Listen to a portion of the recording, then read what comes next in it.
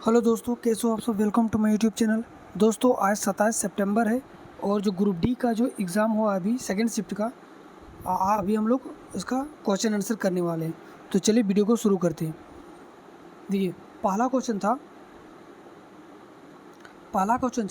कि जब हम लोग जिंक को फेरस सल्फाइड के साथ जब गर्म करते हैं तो ये प्रोडक्ट देता है। ठीक है, तो यह किस प्रकार की अभिक्रिया है, यह पूछा गया था। यह किस प्रकार की अभिक्रिया है। देखिए जिंक क्या करता है, जिंक जो है ना Fe को आयरन को यहाँ से डिस्प्लेस कर देता है, आयरन को अलग कर देता है, यानी कि ये डिस्प्लेसमेंट यानी कि विस्थापन अभिक्रिया है। ठीक है, यह एक विस्थापन अभिक्रिया है। अगला क्वेश्चन है CnH2n+2 निम्न में से किसका उदाहरण है। देखिए यह एक एल्केन का उदाहरण है। ठीक है, अगर यहीं पे रह जाएगा CnH2n -2 तो ये हो जाएगा एल्काइन का। ठीक है, एल्काइन का ये हो जाएगा YNE हो जाएगा लास्ट में। ठीक है, अब अगर यहीं पे CnH2n सिर्फ रहेगा तो ये हो जाएगा एल्कीन का। ठीक है, तो ये हो जाएगा एल्कीन का। तो ये अगर +2 में रहा तो एल्केन, अगर CnH2n रहा तो एल्कीन और CnH2n -2 रहा तो एल्काइन। ठीक है, आगे चलते। निम्न तत्वों के परमाणु क्रमांक के बढ़ते क्रम में सजाएं। देखिए यहाँ पे दे रखा था कि निम्न तत्व, ये कुछ एलिमेंट दे रखा था, जैसे कि बोरोन, आपको ऑप्शन में दे रखा था बोरोन, पोटेशियम, नियोन और ऑक्सीजन। ये नहीं दिया था। ठीक है, ये नहीं दिया था, ये हम आप लोग के लिए लिख दिए हैं कि ताकि आप लोग के एटॉमिक नंबर। अब बोला गया था कि परमाणु क्रमांक के बढ़ते क्रम के अनुसार सजाए। तो हम लोग को पता है बोरोन का होता है 5, पोटेशियम का होता है 19, नियोन का होता है 10 और ऑक्सीजन का होता है 8। तो बोलता बढ़ते क्रम के अनुसार सजाई। तो सबसे पहले क्या हो जाएगा, बोरोन का होगा। बोरोन से बड़ा कौन सा हो जाएगा तो ऑक्सीजन हो जाएगा। ऑक्सीजन से बड़ा कौन सा हो जाएगा तो नियोन हो जाएगा। ठीक है, और नियोन से भी बड़ा कौन सा हो जाएगा एटॉमिक नंबर इसका पोटेशियम हो जाएगा, तो के। तो आपका ये सही क्रम यही हो जाता। अगला क्वेश्चन है कि गर्भ निरोधक के लिए बैरियर। ठीक है, ये बैरियर है।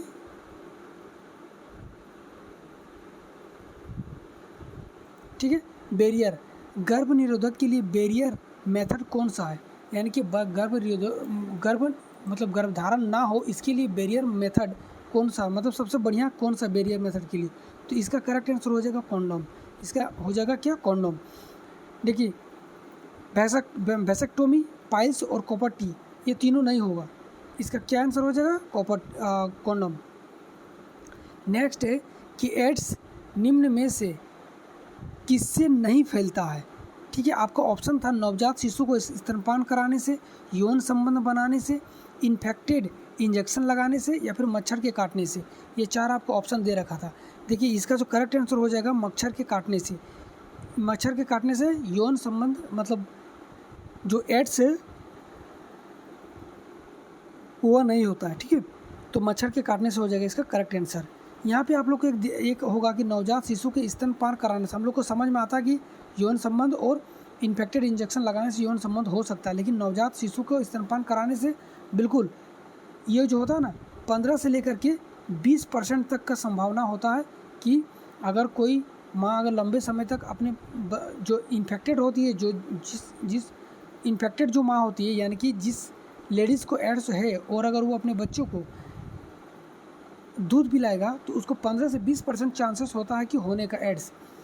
और अगर कोई गर्भवती महिला है तो उसमें 15 से लेकर के 30% होता है चांस होता है होने का एड्स। ठीक है, तो ये सब दोनों में ही हो सकता है, लेकिन मच्छर के काटने से नहीं होगा इसका करेक्ट आंसर।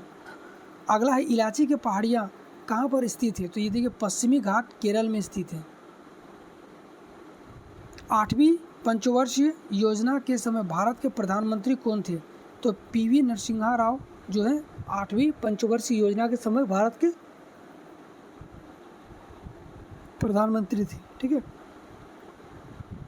अगला क्वेश्चन है कि ग्राम पंचायतों का गठन किस अनुच्छेद में वर्णित है। ये ग्राम पंचायतों का जो गठन होता है ना अनुच्छेद 243 के ए में वर्णित किया गया है। ठीक है, यहाँ पे कुछ लिखा हुआ है, देखिए इसी के रिलेटेड बताया गया कि अनुच्छेद 243 ए कहता है कि प्रत्येक राज्य में ग्राम स्तरीय मध्यवर्ती उच्च स्तर पर पंचायतों का गठन किया जाएगा, किंतु जिस राज्य की जनसंख्या 20 लाख से अधिक नहीं है वहाँ मध्यवर्ती स्तर पर पंचायतों का गठन करना आवश्यक नहीं होगा। ठीक है, आगे एटीपी का फुल फॉर्म क्या है, तो एडिनोसिन ट्राइफॉस्फेट होता है। ठीक है, अगला क्वेश्चन है प्रकाश संश्लेषण में उत्पाद के रूप में क्या निकलता है, तो ऑक्सीजन निकलता है। ये क्वेश्चन कई बार रिपीट कर चुका है। 31 अक्टूबर को एकता दिवस किसके जन्मदिन पे मनाया जाता है? ठीक है, सरदार वल्लभ भाई पटेल जी के जन्मदिन पे मनाया जाता है 31 अक्टूबर को एकता दिवस। राज्यसभा का पदेन सभापति कौन होता है? तो राज्यसभा का पदेन सभापति होता कौन? उपराष्ट्रपति। अगला है कि जब प्रकाश हवा से पानी में जाता है तो क्या बदल जाता है? देखिए, इसका वेवलेंथ होगा कि वेवलेंथ बदल जाता है। अगर वेवलेंथ नहीं दिया रहा होगा तो आपको स्पीड हो जाएगा। ठीक है, स्पीड हो जाएगा। तो आप लोग को देख लीजिएगा, आप लोग ऑप्शन में क्या था, वेवलेंथ था या फिर स्पीड था। निम्न में से किसमें लैक्टिक अम्ल पाया जाता है? तो देखिए, दूध में, दही में, और जब हम लोग बहुत ज़्यादा एक्सरसाइज करते हैं तो जहाँ पे जो जॉइंट होता है वहाँ पे दर्द होने लगता है, या फिर मसल्स में दर्द होता है, वहाँ पे क्या होता है, लैक्टिक एसिड जमा हो जाता है, तो वहाँ भी लैक्टिक एसिड होता है। तो आप लोग को ऑप्शन में दे रखा था दही। एनसीपीसीआर के द्वारा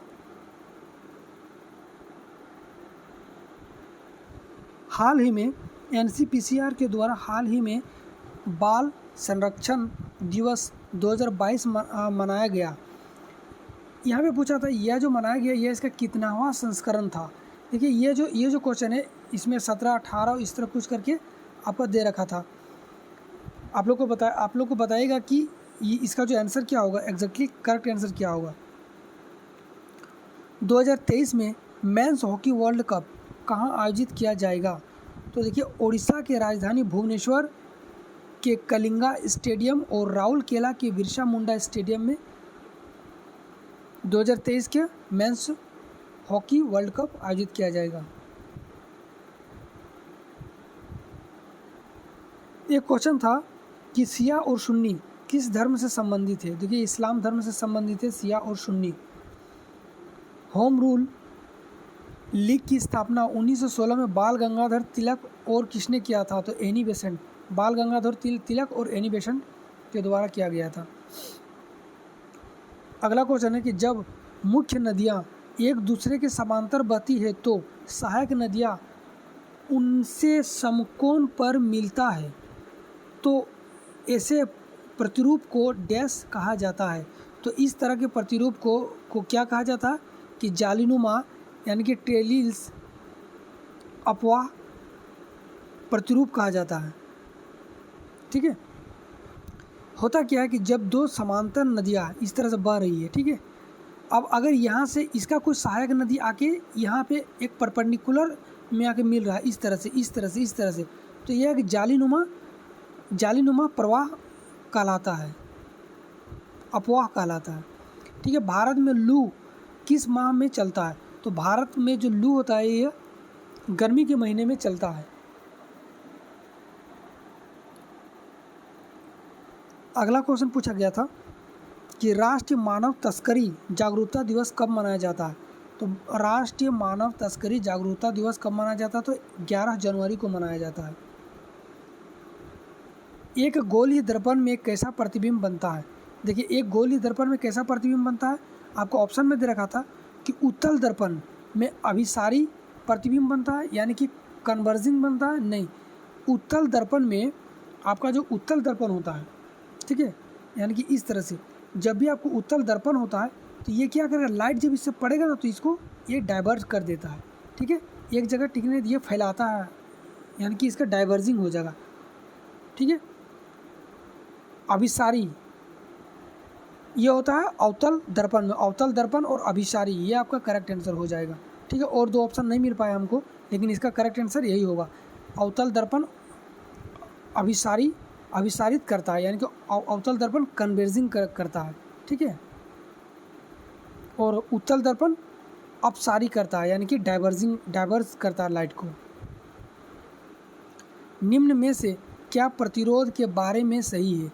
देखिए प्रतिरोध के बारे में क्या सही है ये पूछा गया। हम लोग जानते हैं V=IR होता है ओम्स के नियम के अनुसार, ठीक है। यहाँ R तो हमको दिया गया है, I भी पता है, R और I पता है, लेकिन हम लोग को V नहीं पता।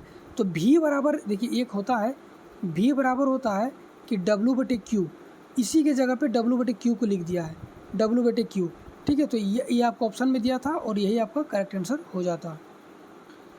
कॉपर का यूज़ कहाँ किया जाता है? तो कॉपर की यूज़ हीटर में किया जाता है, यानी कि कॉपर वायर का यूज हीटर में, बल्ब में, चालक तार में, इस तरह से दे रखा था। तो इसका आंसर हो जाएगा चालक तार में। बल्ब में टंगस्टन का यूज किया जाता है, हीटर में किया जाता है नाइक्रोम का यूज, ठीक है, नाइक्रोम का यूज़ किया जाता है। और बल्ब में टंगस्टन का यूज़ किया जाता है और कॉपर का यूज़ किया जाता है कहाँ पे? चालक तार में।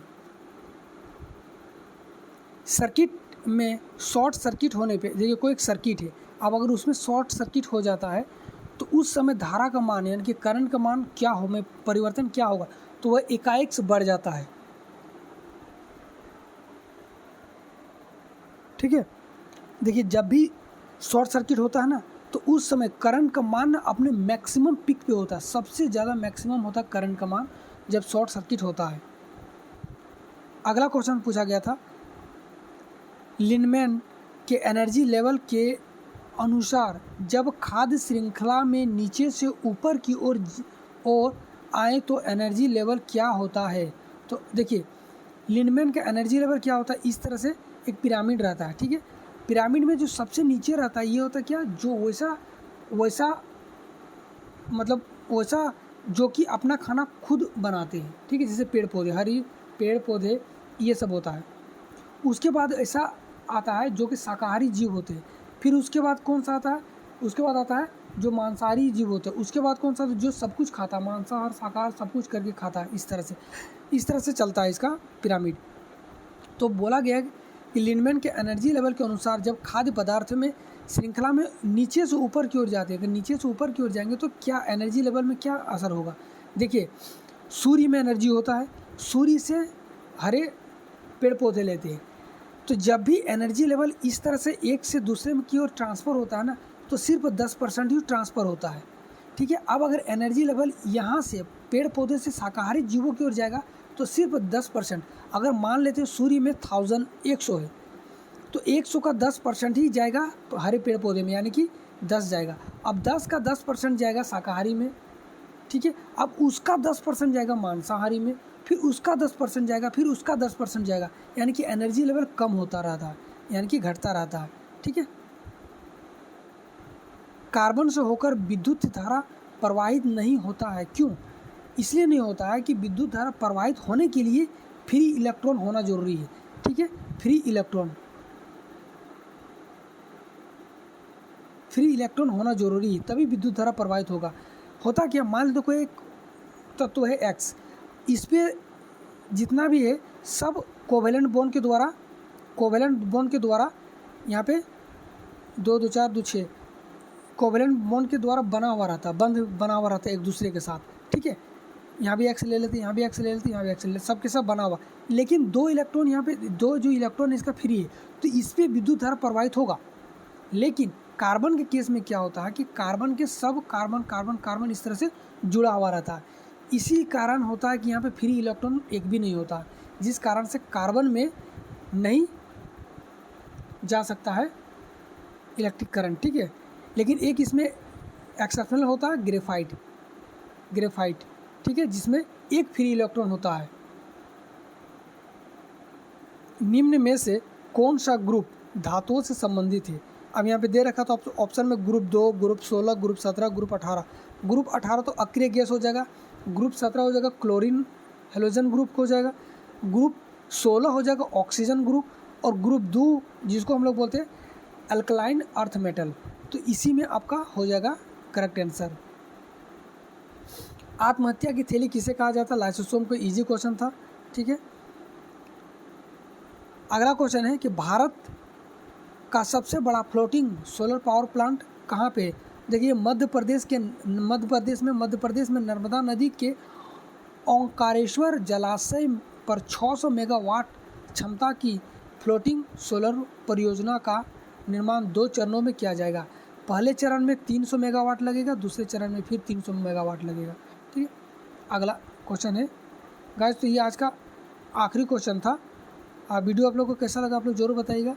अगर अच्छा लगा तो प्लीज़ वीडियो को लाइक कीजिएगा, शेयर कीजिएगा और चैनल को सब्सक्राइब कर लीजिएगा। वीडियो देखने के लिए थैंक यू। तब तक के लिए जय हिंद, जय भारत।